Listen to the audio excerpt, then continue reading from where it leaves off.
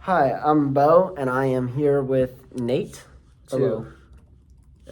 He's a student here, grad student, great guy.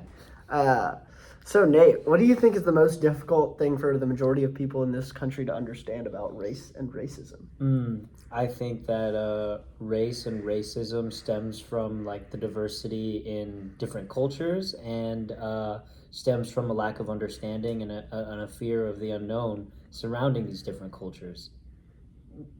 For fear of unknown, do you think it's because people don't want to get to know it, or they're afraid that if they get to know it, they might like it, or what do you mean by that?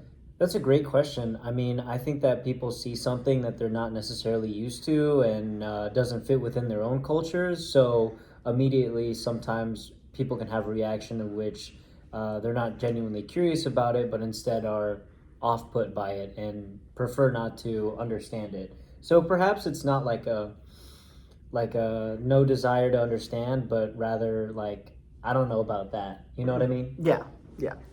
How do you think their thoughts and beliefs about racism were formed?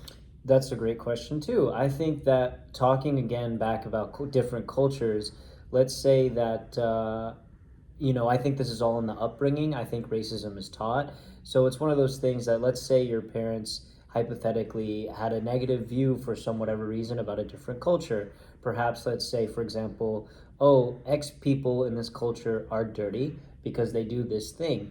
Now, growing up, when you're told, hey, stay away from these people, they're dirty, you may not question why this belief was imposed on you, but you may continue to believe that, even though it's not necessarily dirty, it's just something in their culture that differs from your own.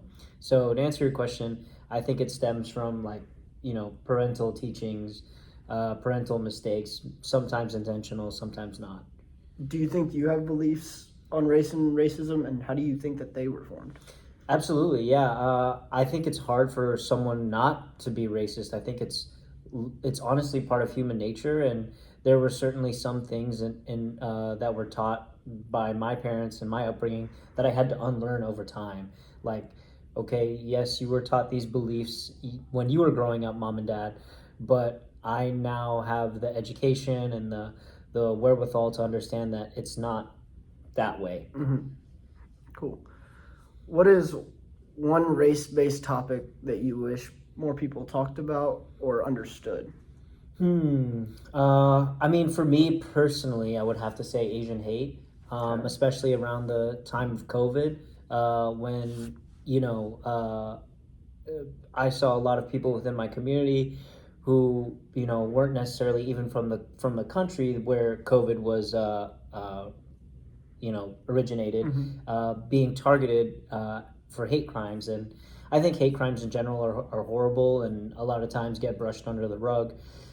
But I think it's important to always talk about these things, always talk about what's happened in history, because history does tend to repeat itself if we forget. Mm-hmm. Do you think it was more, as far as the Stop Asian Hate and all Mm-hmm. that, do you think that it was more systemic, or do you think it was more personal vendettas against Asians? And there's no right or wrong answer to this. Okay, yeah.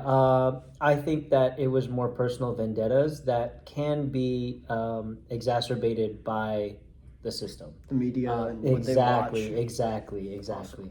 Well, thank you for your time and thank you for your response. Thanks, Bo. This was a great interview. Yes.